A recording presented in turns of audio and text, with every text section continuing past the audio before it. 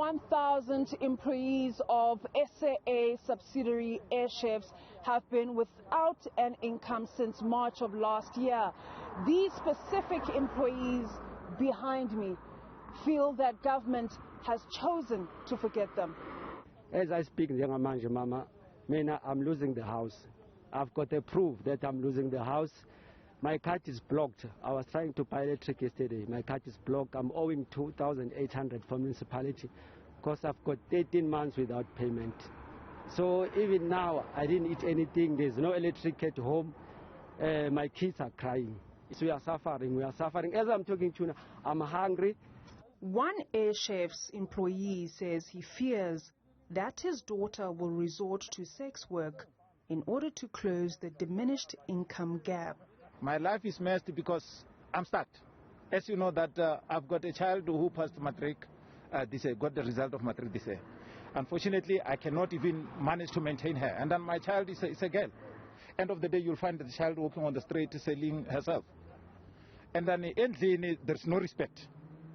As you know, the respect is limited. If you don't put money on the table, you know, you brought suffering to your wife. Mina kwamanje ukutshela iqiniso ukuthi ngibhizi nabantu ngicela ukhatha iloan zabantu ukuthi ngiyeze ingadi just only to put the bread on the table. Last year, government announced the COVID-19 Temporary Employer-Employee Relief Scheme, which made available approximately 65 billion rand for payments to millions of workers. These Airchef's workers say the last terrorist payment received was an amount of 3,500 rand on the 15th of November.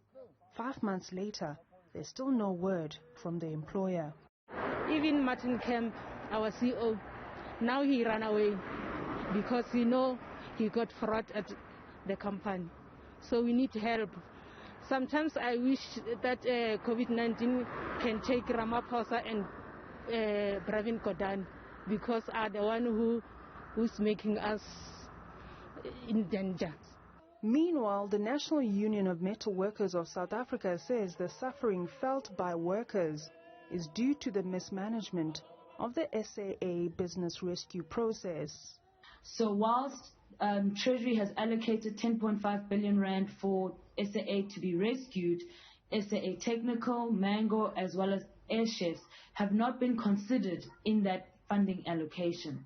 And the Department of Public Enterprises has misled the management of Airchefs. They've told them that once the money for SAA comes through, then the funding for them to pay salaries will come through as well.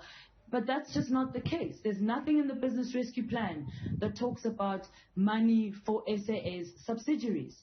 The only option that we can see as a viable option for assisting workers at Airchefs would be for them to be placed on the training layoff scheme. On a daily basis, these Airchefs employees say they rely on neighbors and family for their next meal. Debt continues to rise, and should one of them die, fears of leaving no money for their burial remain. For Newzroom Afrika on Channel 405, I am Wandiswa Ntengento in Johannesburg.